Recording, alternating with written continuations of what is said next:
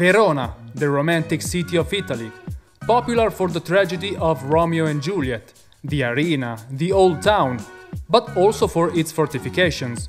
Did you know that? More than 2,000 years of history within its walls, gates and towers that over the centuries have been destroyed, rebuilt, strengthened. Today its walls are more than 6 miles long.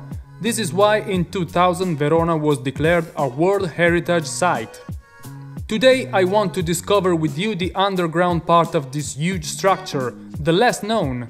So I'm going to visit the Bastion of St. George, built by the Austrians between 1836 and 1840 on a previous Venetian bastion, and still very well preserved.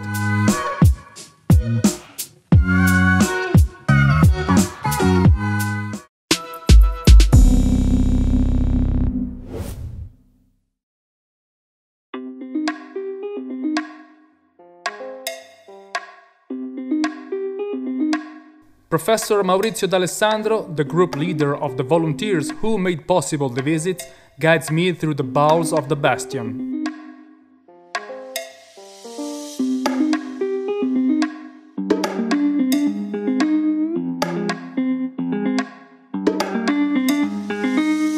The Austrian bastion of St. George had the purpose of defending the postal road to the Tyrol, which passed through the Trento Gate, better known as St. George Gate, second to defend the city from the enemies coming from the river, and third, it's part of a network of fortresses built on the hills around the city to deter the enemy from attacking Verona from the hills. So this is the last link of a fortified chain that runs from the northeastern hills to the northwestern hills of Verona. In 1936 the riverside was modified and raised. The previous one was at the same level as the river, so it's curious, but when you enter the bastion you are actually on the first floor, as you can clearly see outside, looking at the arch of a door that today is at the ground level.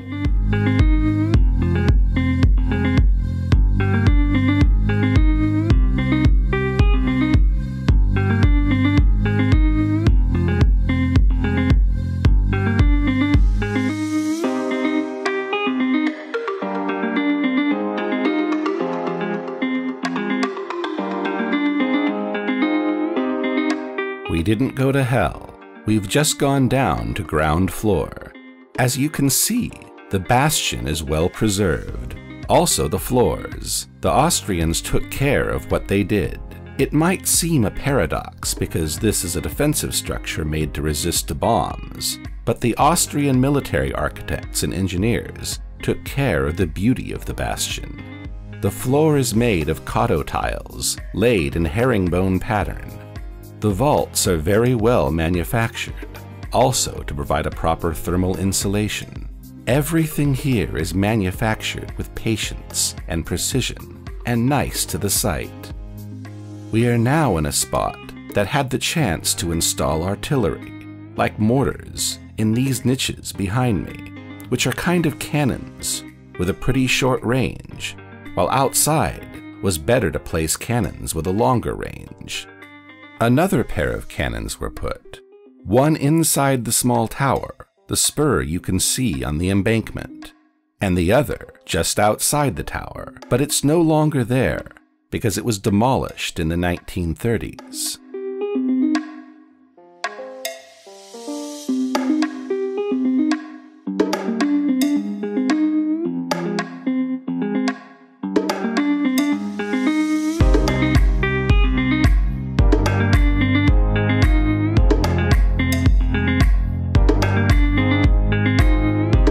The entrance to this tunnel connects the main area of the bastion with another tunnel called Contro Scarpa that runs along the moat that nowadays is dry. As you can see right behind me, it's written, "Don't stand here." It's quite strange that it's written in Italian since the bastion is Austrian, but it was written during the Second World War when this area was part of the Kingdom of Italy. So during the Second World War, the bastion was used as a shelter for the population during air bombings, and that "don't stand here" is because that section of the tunnel was too thin to resist to bombs. Another proof of the Second World War are those dry stone walls that are built to prevent dangerous air mass movements inside the tunnel caused by a bomb. The Austrians devised this kind of barricade system with walls leaning against the tunnel to break the shockwave, and the walls are alternatively placed on both sides of the tunnel to strengthen their effect.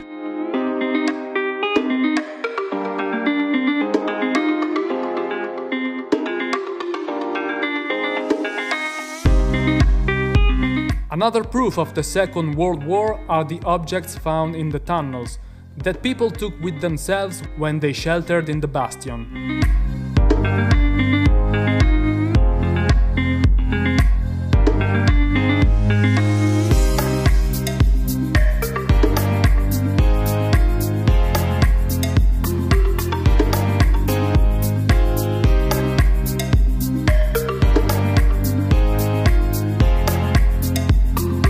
We were talking about the Second World War.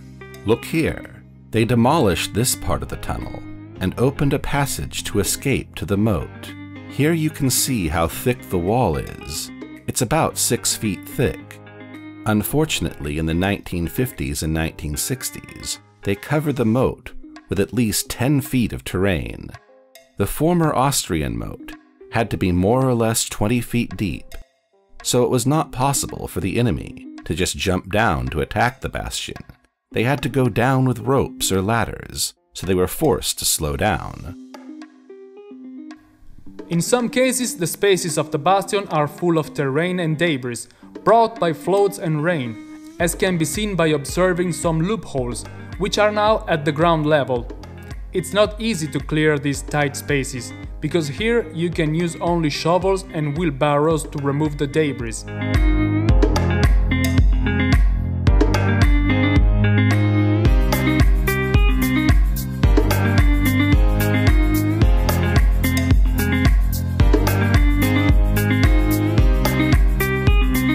We are at a crucial point for the defense of the bastion.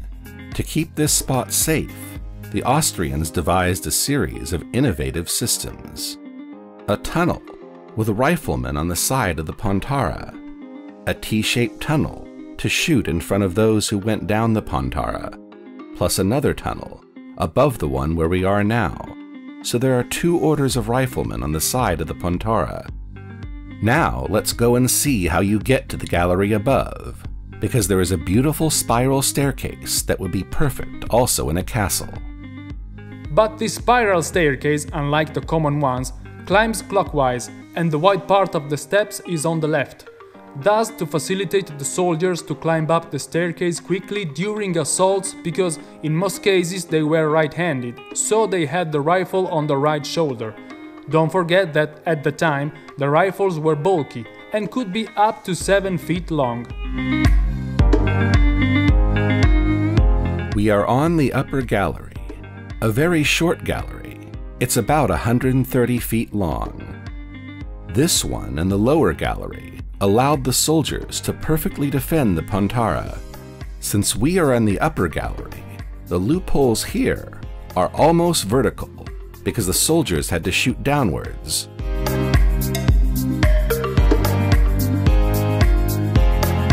On the left there is a window, open to allow the airstream, because the rifles produced a heavy and dense smoke that could burn the pulmonary mucous membranes.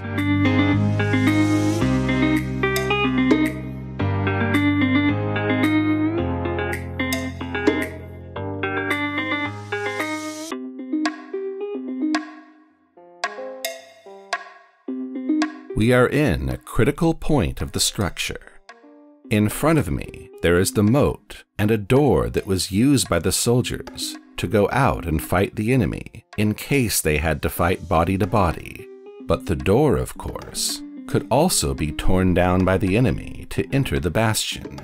So the Austrian engineers designed this room with loopholes for riflemen on 3 sides, so that if the enemy had attacked, he would have been in a lethal trap.